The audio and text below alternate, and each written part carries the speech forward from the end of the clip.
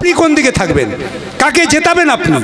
আপনার ভোট কি নরেন্দ্র মোদীকে দেবেন, নাকি যারা দেশটাকে রক্ষা করতে চায় তাদের দেবেন? নরেন্দ্র মোদীর এই 10 বছরে সবচেয়ে বেশি বেকারের জন্ম হয়েছে। নরেন্দ্র মোদীর এই 10 বছরে আমাদের দেশে সবচেয়ে বেশি কৃষক আত্মহত্যা করেছে।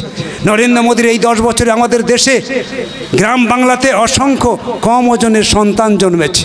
নরেন্দ্র মোদীর এই 10 বছরে সবচেয়ে বেশি পরিযায়ী শ্রমিকের সংখ্যা বেড়েছে।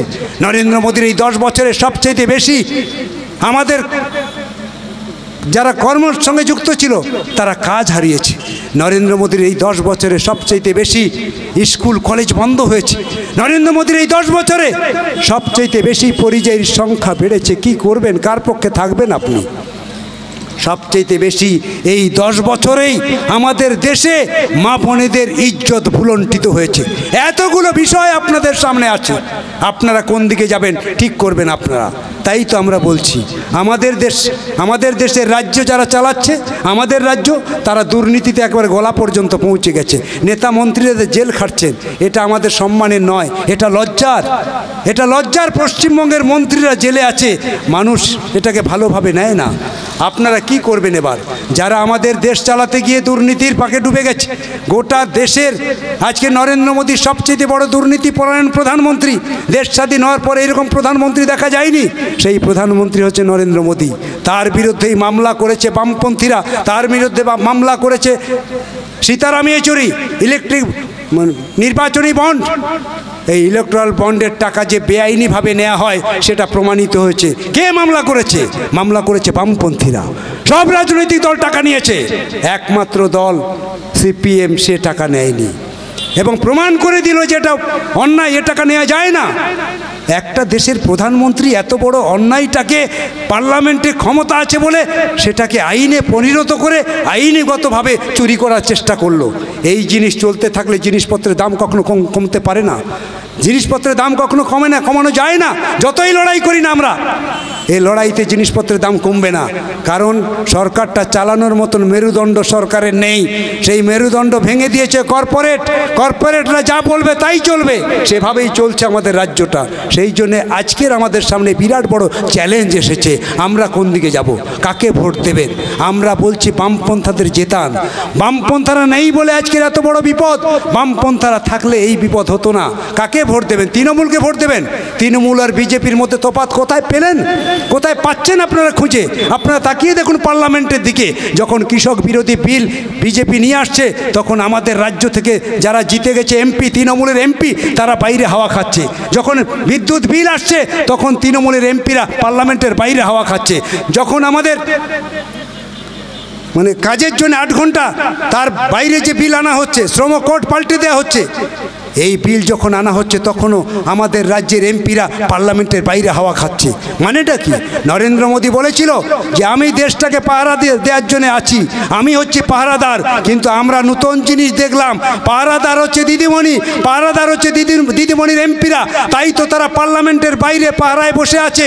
তুমি আইনগুলো পাশ করে নাও, তোমার মতন করে পাশ করে নাও, কেউ যাতে তোমাকে বাধা দিতে না পারে, তার জন্য আমরা পার্লামেন্টের বাইরে আছি। এই তো তৃণমূল আর বিজেপির মধ্যে বোঝাপড়া। এইটা যদি আমরা সহজ করে বুঝতে না পারি, আবারও ভুল হয়ে যাবে। সেই জন্য আমি অনুরোধ করে যাচ্ছি আপনাদের সামনে, এবার আপনারা বামপন্থীদের জেতান। বামপন্থীরা নেই বলে এই জিনিস হচ্ছে। বামপন্থীরা থাকলে অন্তত কৃষক আত্মহত্যা করবে না। বামপন্থীরা জিতলে মা বোনেদের ইজ্জত নিয়ে কেউ অন্তত প্রশ্ন তুলতে পারবে না। বামপন্থীরা জিতলে একটা স্কুল কলেজ বন্ধ হবে না। বামপন্থীরা জিতলে আজকের আমাদের ঘরের ছেলে মেয়েদের পড়াশুনো ড্রপ আউট হবে না। বামপন্থীরা জিতলে পরিযায়ী শ্রমিকের খাতায় যারা নাম লেখাচ্ছে সংখ্যাটা কমবে। আর বামপন্থীরা জিতলে 100 দিনের কাজ একদিনও বন্ধ হবে না। এই জায়গায় আমরা দাঁড়াতে চাই। সেই জায়গায় দাঁড়িয়ে আপনাদেরকে আমি বলছি, আমাদের লোকসভা কেন্দ্রে 3 জন প্রার্থী, গুরুত্বপূর্ণ 3 জন প্রার্থী, বিজেপি, তৃণমূল, বাম, কংগ্রেস। কাকে জেতাবেন আপনারা? কাকে জেতাবেন আপনারা? কি ভাবছেন আপনারা? বিজেপি লোক খুঁজে পেল না। গ্রাম থেকে একজন গৃহবধূকে নিয়ে এসেছেন, যে কোনোদিন পঞ্চায়েতের কোনো কাজে যুক্ত ছিল না, যে সাধারণ মানুষের সামাজিক কাজে যুক্ত ছিল না, কোনো কাজেই সে যুক্ত ছিল না, অথচ তাকে প্রার্থী করা হলো। কেন? রেখাপাত্র কি বলবেন? কৃষক আত্মহত্যা কেন করছে তার প্রশ্ন তুলবেন? আমাদের ছেলে মেয়েদের চাকরি হচ্ছে না কেন প্রশ্ন তুলবেন? আমাদের মা বোনেদের ইজ্জত নিয়ে খেলা হচ্ছে গোটা ভারতবর্ষে প্রশ্ন তুলবেন? ওদেরকে বলতে হবে আজকের এই সভাগুলোতে, জিজ্ঞেস করতে হবে আমাদের এই রকম প্রার্থী কেন বাঁচা হলো। আসলে এইরকম প্রার্থী বাঁচা হচ্ছে এই জন্যই, হাত তোলার দরকার আছে, ওখানে হাত তোলাটা খুব দরকার, প্রশ্ন করলে মুশকিল, সেই জন্য হাত তোলা প্রার্থী কিছু দরকার। তাই তো তারা নাটক থিয়েটার যারা করে তাদেরকে প্রার্থী করে নিয়ে আসে, আর যারা এরকম অজানা মানে রাজনীতির সঙ্গে যুক্ত না এই রকম প্রার্থীদেরকে তারা প্রার্থী করেছে। আসলে কি আপনাদের মনে হয় বসিরহাট লোকসভা কেন্দ্রে কোনো দিনের জন্য বিজেপি জিতবে? জেতার মতন পরিস্থিতি আছে? পশ্চিমবঙ্গের একটা লোকসভা কেন্দ্র, তার নাম হচ্ছে বসিরহাট লোকসভা কেন্দ্র। সারা রাজ্যে যখন হেরে গেছে সবাই 2011 সালে, সারা রাজ্য থেকে লাল ঝান্ডা প্রায় মাটির সঙ্গে মিশে গেল, কিন্তু বসিরহাটের মানুষ 4 জন বিধায়ককে জিতিয়ে তারা বিধানসভায় পাঠিয়েছিল। এই হচ্ছে বসিরহাটের মানুষের চিন্তা চেতনা। এত উন্নত চিন্তা যাদের আছে তারা এত সহজে বিজেপিকে জিতিয়ে দেবে? আমি তা বিশ্বাস করি না, আমি তা মনে করি না। আমার বিশ্বাস, আস্থা, ভরসা আছে আপনাদের উপর। অন্যদিকে তৃণমূলের যে প্রার্থী আছেন, অসুস্থ প্রার্থী, অসুস্থ জানা সত্ত্বেও তাকে এরকম বিস্তীর্ণ এলাকা নদী নালাতে তাকে যেতে হবে প্রচার করার জন্যে, পারবে না, শরীর বলছে পারবে না, তাকে প্রার্থী করা হলো। আমি চাই আমাদের সম্মানীয় বিধায়ক তিনি, তার শরীর দ্রুত সুস্থ হয়ে উঠুক, সুস্থ হয়ে অন্তত রাজনৈতিক আঙিনায় সে নামুক, সে বলুক যে বসিরহাট লোকসভার মানুষের সুখ দুঃখের পাশে থাকবে, সে বলুক সে কৃষকের জন্য লড়াই করবে, সে বলুক আমাদের রাজ্যে বেকারদের জন্য লড়াই করবে। যদি আপনাদের মনে হয় এই দুজনের মধ্যে কেউ উপযুক্ত আছে, আপনার তাদেরকে ভোট দিন, আমরা ভোট চাইব না। কিন্তু যদি মনে হয় তাদের পরিবর্তে বাম গণতান্ত্রিক ফ্রন্ট এবং বাম কংগ্রেসের প্রার্থীকে জেতানো দরকার, তাহলে বিনয়ের সঙ্গে বলবো আপনারা আমাদের প্রার্থীকে জেতান। আমাদের বাম কংগ্রেসের প্রার্থী জিতলে আপনার সন্তানটা দুধে ভাতে থাকবে। আপনাদের বাম কংগ্রেসের প্রার্থীরা জিতলে আমাদের লড়াই, আপনাদের কৃষকের পক্ষে লড়াই, মা বোনেদের হয়ে লড়াই, আদিবাসীদের হয়ে লড়াই, মুসলমানদের হয়ে লড়াই, মাদ্রাসার জন্য লড়াই, স্কুল বন্ধের বিরুদ্ধে লড়াই, কাজের জন্য লড়াই, পেটের জন্য লড়াই, ভাতের জন্য লড়াই, কর্মসংস্থানের জন্য লড়াই, সর্বত্রই আপনাদের এই প্রার্থী থাকবে। আপনারা এইটুকু আমাদের কাছে বিশ্বাস রাখতে পারেন। আমরা কিছু পারি আর না পারি, অন্তত নিরাপত্তার গ্যারান্টি আমরা দেব আপনাদেরকে। নিরাপত্তার গ্যারান্টি আপনারা পাবেন, আর কিছু পান না পান, আপনাদের জীবন জীবিকা নিয়ে, আপনাদের ভোটাধিকার নিয়ে কেউ আর ছিনিমিনি খেলতে পারবে না। সেজন্যই বলছি আপনারা লাল ঝান্ডাকে জেতান। আপনারা সকলেই ভালো থাকবেন, সকলে ভালো থাকার মধ্য দিয়ে লাল ঝান্ডাকে জিতে আপনারা পার্লামেন্টে পাঠান, যাতে আমরা বসিরহাটের মানুষের হয়ে অন্তত পার্লামেন্টে গর্জে উঠতে পারি, আমরা যাতে পার্লামেন্টে আপনাদের সব কথাগুলো বলতে পারি, সেই বলার সুযোগ অন্তত একটাবার দিন। এই প্রত্যাশা রেখে, এই ভরসা রেখে আপনাদের সকলকে অভিনন্দন জানিয়ে আমার কথা শেষ করলাম। ইনকলাব জিন্দাবাদ, বাম ও কংগ্রেস ঐক্য জিন্দাবাদ। এবার আপনাদের সামনে বলছেন আমাদের প্রার্থী কমরেড নিরাপদ সর্দার। কমরেড সভাপতি, কমরেড বন্ধুগণ, বাম কংগ্রেসের নেতৃত্ব এতক্ষণ ধরে আপনাদের সামনে বক্তৃতা করেছেন। আমি আসলে বক্তৃতা দেওয়ার জন্য এখানে আসিনি, যেহেতু প্রার্থী একটা সভা হচ্ছে, এখানে একটু উপস্থিত হলে সবাই অন্তত এক ঝলকে সবার সঙ্গে দেখাও হয়, সবাই দেখতেও পায়। যেভাবে র্যালি করা হচ্ছে, প্রতিদিন যেভাবে র্যালি হচ্ছে বিভিন্ন অঞ্চলে, বিভিন্ন ব্লকে, সেক্ষেত্রে কিছু মানুষের সংস্পর্শে আসছি, আর বিভিন্ন সভাগুলোতে উপস্থিত থাকলে কিছুটা অন্তত আপনাদের দর্শন হচ্ছে। সেই জন্যই আপনাদের সামনে আসা। রাজনৈতিক বক্তব্য আপনাদের সামনে উপস্থিত হয়েছে, বর্তমান পরিস্থিতি আপনাদের সামনে উপস্থিত করা হয়েছে। এবার নির্বাচনে কি করবেন সেটা আপনারা ভেবে ঠিক করছেন। আমি শুধু আপনাদেরকে বলতে চাই, আমরা এবার দেশের নির্বাচনে অংশ নিতে চলেছি। ভারতবর্ষের নির্বাচন, ভারতবর্ষটা কি হবে, ভারতবর্ষটা থাকবে কি থাকবে না। ভারতবর্ষ হচ্ছে যুক্তরাষ্ট্র কাঠামোর দেশ, পৃথিবীর মানুষ তাকিয়ে থাকে ভারতবর্ষের দিকে। ভারতবর্ষ একমাত্র দেশ যা পৃথিবীর আর কোথাও নেই। ভারতবর্ষে পৃথিবীর যে কোনো প্রান্ত থেকে যে কোনো মানুষ এসে সংবিধানের নিয়ম নীতি মেনে ভারতবর্ষে বাস করতে পারে, এইরকম দেশ আর কোথাও খুঁজে পাবেন না। সেই ভারতবর্ষ থাকবে কি থাকবে না, এই নির্বাচনে তার প্রশ্ন উঠে আসছে আজকের। কারণ ইতিমধ্যে বিজেপি দলটা 10 বছর রাজত্ব করেছে।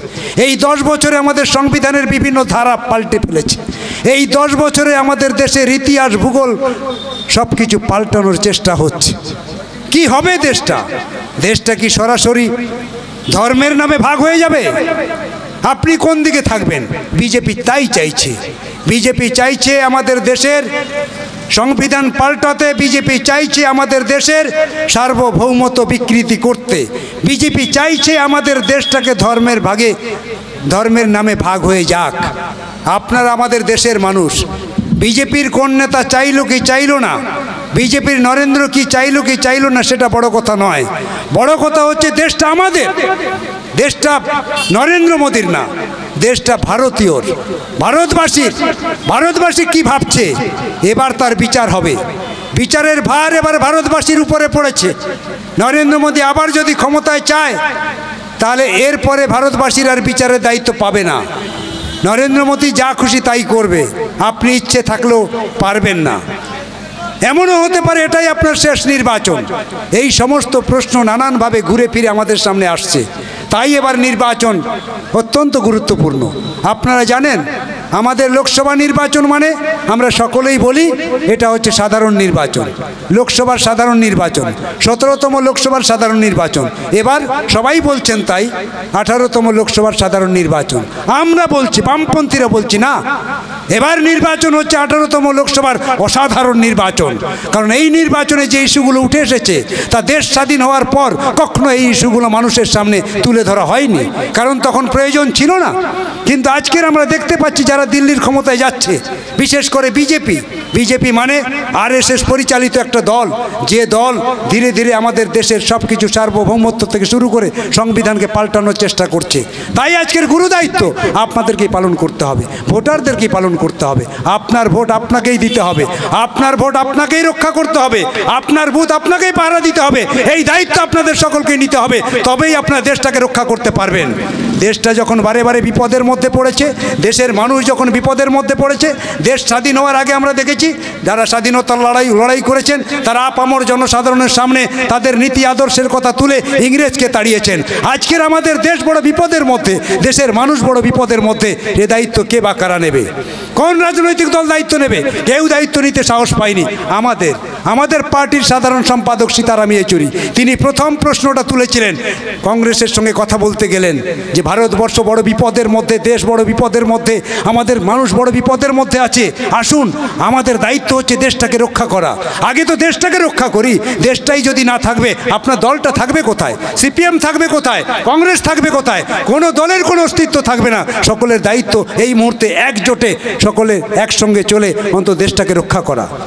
এক কথায় রাজি হয়েছেন কংগ্রেসের নেতারা, সীতারামের এক কথায় রাজি হয়েছেন কংগ্রেসের নেতারা। তাই তো আজকের এই নির্বাচনের পর যে ইতিহাস রচনা হবে, সেই ইতিহাস আগামী দিনে আমাদের ঘরের ছেলে মেয়ে পড়বে, সেই ইতিহাসে লেখা থাকবে বাম কংগ্রেসের নেতাদের নাম। কারণ দেশটা বড় বিপদের মধ্যে ছিল, সেই সময় আর কেউ দায়িত্ব পালন করেনি, দায়িত্ব পালন করেছে এরা। তাই তো ইন্ডিয়া জোট হয়েছে। আজকের অনেকেই অনেক কথা বলছেন, ওসব ছেড়ে দিন। তাদের দেশটাকে রক্ষা করার জন্য এরা জান প্রাণ লড়িয়ে দিয়েছে। সব কাজ ফেলে দিয়ে পার্টির কাজ ফেলে দাও, আগে দেশটাকে রক্ষা করো। তাই তো সীতারামরা ছুটে বেরিয়েছে গোটা দেশে সব বিজেপি বিরোধী শক্তিকে ঐক্যবদ্ধ করো, নির্বাচনে লড়ো। আজকের সেই লড়াই হচ্ছে।